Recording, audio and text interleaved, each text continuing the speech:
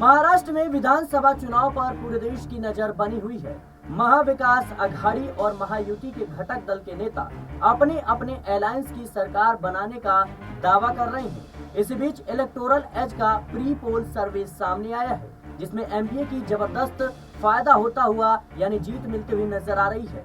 सर्वे की माने तो एनडीए को महाराष्ट्र विधानसभा चुनाव में 157 सीटें मिल सकती हैं। इनमें से कांग्रेस को 68 सीटें, एनसीपी एसपी को 44 सीटें, शिवसेना यूबीटी को 41 सीटें, समाजवादी पार्टी को 1 सीट, सीपीआईएम को 1 सीट और पीडब्ल्यूपी को 2 सीटें मिल सकती हैं। सर्वे के अनुसार महाराष्ट्र चुनाव में महायुति को जनता कुर्सी से उतार सकती है। इलेक्टोरल एज प्री पोल सर्वे की माने तो भारतीय जनता पार्टी को 79 सीटें, शिवसेना शिंदे को 23 सीटें, एनसीपी को 14 सीटें, आरवाईएसपी को 1 सीट और अन्य को 14 सीटें मिल सकती हैं। महाराष्ट्र में लोकसभा चुनाव में खराब प्रदर्शन के बाद विधानसभा चुनाव भारतीय जनता पार्टी के लिए नाक की लड़ाई बन चुकी है। हालांकि सर्वे में एनडीए की सरकार बनती तो नजर आ रही है, लेकिन अखिलेश यादव की समाजवादी पार्टी और एआईएमआईएम चीफ असदुद्दीन अवैसी को यहां नुकसान होता दिख रहा है। साल 2019 में हुए महाराष्ट्र विधानसभा चुनाव में समाजवादी पार्टी और एआईएमआईएम दोनों ही पार्टी को 2-2 सीटें जीत मिली थी। समाजवादी पार्टी ने महाराष्ट्र विधानसभा चुनाव में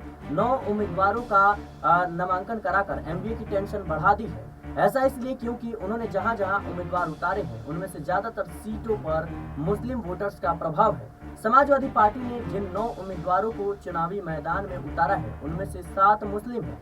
असदुद्दीन अवैसी की पार्टी एआईएमआईएम ने महाराष्ट्र चुनाव में 14 उम्मीदवारों को टिकट दिया है। सर्वे में दोनों ही पार्टी को 1-1 सीट मिलने का अनुमान है। सर्वे में वोट शेयर की बात करें तो महायुति को 41% वोट का अनुमान है, जिसमें से बीजेपी को 24%, शिवसेना शिंदे को 11%, वहीं बात करें एनसीपी को 6% वोट मिल सकता है। वहीं एमवीए की बात करें तो 49% वोट मिल सकता है, जिसमें से कांग्रेस को 19%, एनसीपी एसपी को 13%, शिवसेना यूबीटी को 17% वोट मिलने का अनुमान है। फिलहाल के लिए इस रिपोर्ट में इतना ही। देश और दुनिया की तमाम खबरों के लिए बने रहने नेक्स्ट टाइम पॉलिटिकल बाइट के साथ।